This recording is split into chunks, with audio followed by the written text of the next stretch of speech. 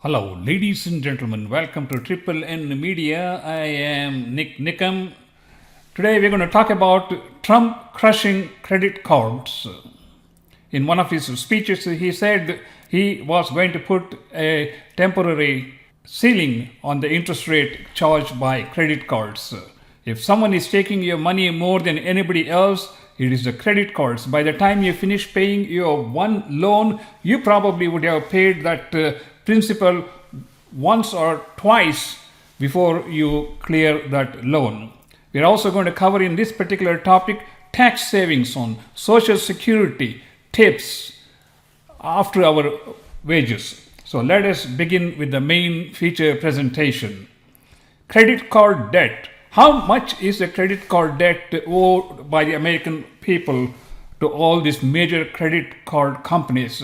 It is to a tune of $1.14 trillion.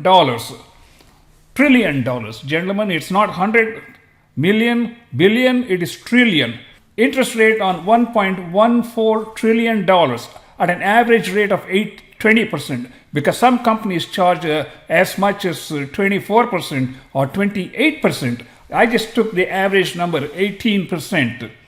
Interest charge on $1.14 trillion at 20% is equal to $228 billion. Let me repeat this again.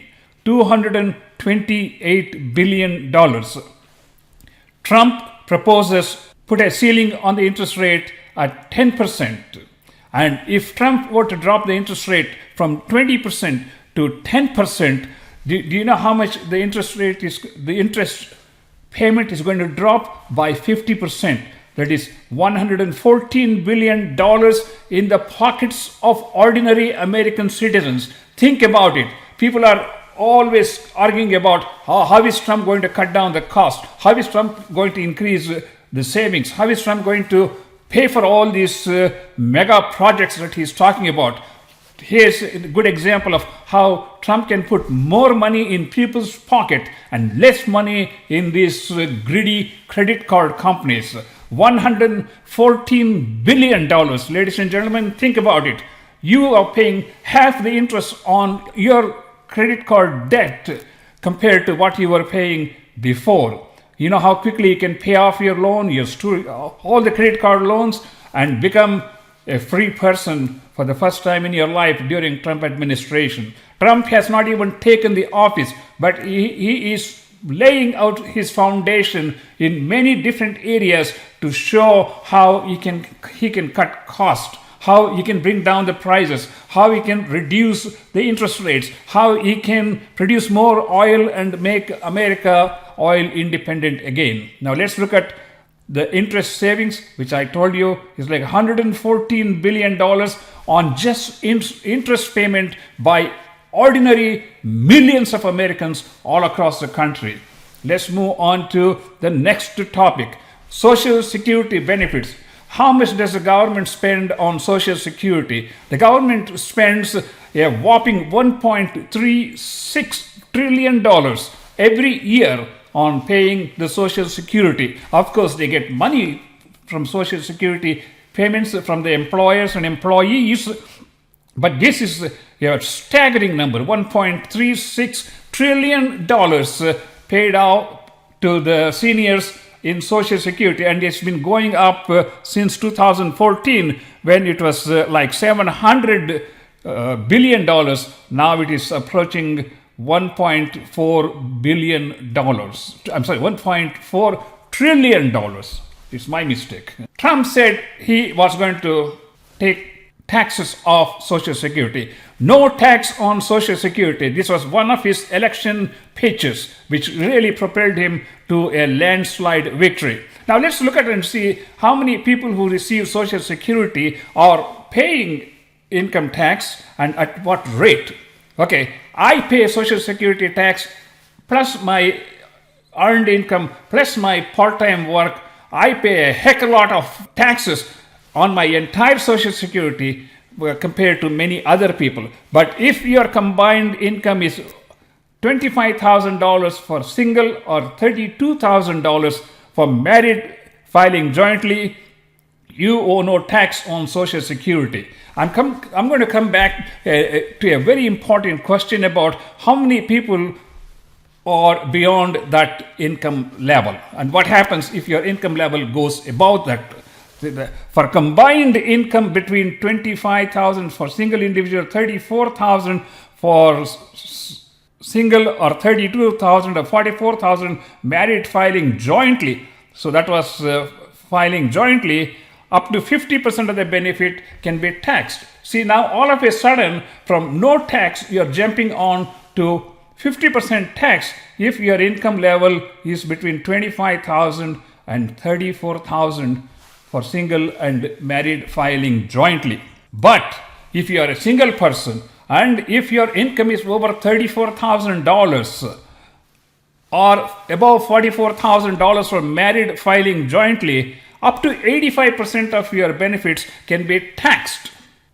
Can you imagine that one? Now, practically every person who has retired has retirement income in addition to Social Security, has pension coming from his job, he has interest earned on his savings, and he may have a side business or a side hustle where he could be making money. Even though most people are retired, they are still earning money, which means I would say majority of the seniors who are capable of working and generating revenue are penalized by asking them to pay taxes not only on their earned income but also on 85% of their Social Security benefits. I am practically paying more taxes on my Social Security than most other people, since I'm a doctor, and that's the price we have to pay. Not only am I paying more money for the Social Security taxes, but my Medicare payment is also tied to my income. As a result, I'm paying more payment for my Medicare coverage compared to a person who doesn't have earned income. Taxes on Social Security. Assuming your tax rate is 15%, I'm just taking a modest number, I am paying more than 15%. Trump cuts this 15% tax benefit across the board.